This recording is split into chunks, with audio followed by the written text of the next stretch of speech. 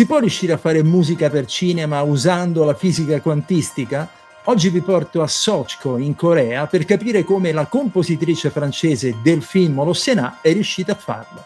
Benvenuti in Soundtrack City.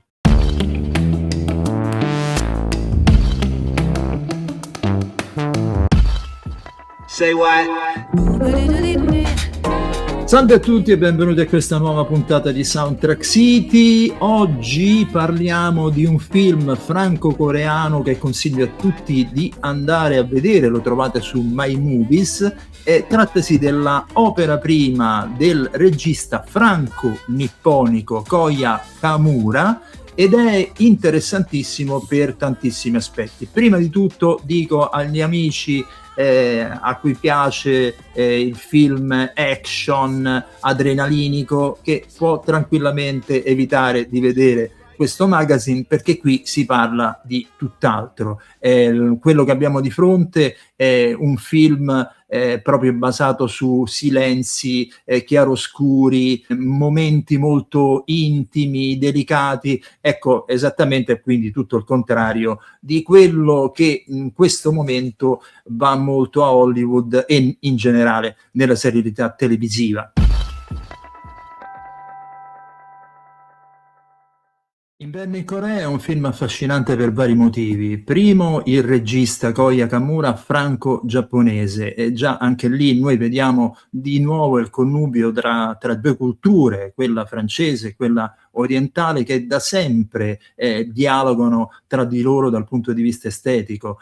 Questo ne parlava spesso ad esempio Ryuichi Sakamoto, di essere stato appunto influenzato dagli impressionisti francesi, da Satie, Debussy, Ravel e via dicendo, e continua questo dialogo tra queste due culture anche in Inverno in Corea. La storia è quella di uno scrittore francese che si trasferisce nella Corea del Sud alla ricerca di ispirazione, che incontra invece questa ragazza di origini francesi, perché il suo padre biologico, e peraltro mai conosciuto, è appunto francese.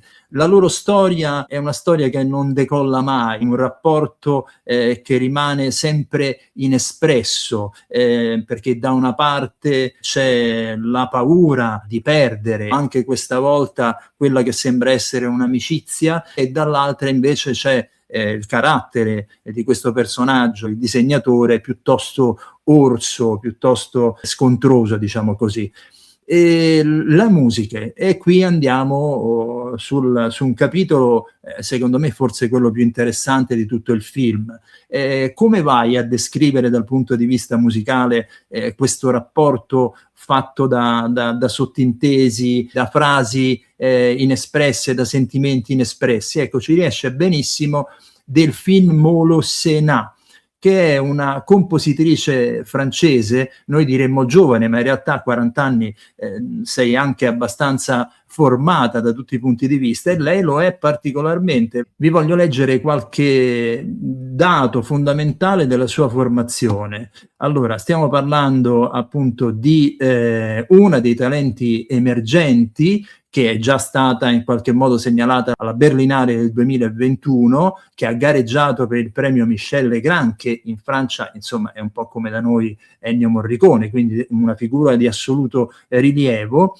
Ha una formazione stranissima, perché dal punto di vista musicale lei è diplomata in direzione d'orchestra, composizione musicale, è una violinista, ma contemporaneamente ha una preparazione scientifica esagerata, laureata in fisica, meccanica e quantistica, matematica e informatica. Insomma, la sua sensibilità musicale unisce in sé tutti questi mondi, tant'è vero che prima di cimentarsi con la composizione per 10 anni ha fatto il tecnico del suono. Quindi stiamo parlando appunto di una compositrice con un grandissimo bagaglio professionale, che mette al servizio di una colonna sonora, quella di Inverno in Corea, che invece è soprattutto per ensemble d'archi e pianoforte. Ci sono dei temi, ci sono delle melodie, ma tutte molto essenziali, molto rarefatte, scelte molto frammentarie, come accade appunto nell'impressionismo francese, ovvero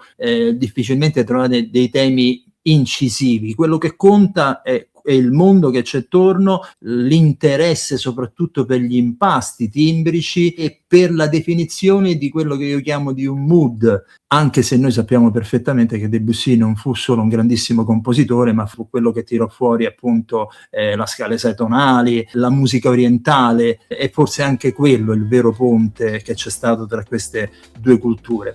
Quindi vi spingo di nuovo ad andare a vedere questo film, Inverno in Corea, produzione franco-coreana, regista franco-nipponico Koya Kamura e compositrice del film Lo Senà, che vale assolutamente la pena quindi di andare a sentire e a vedere. Alla prossima!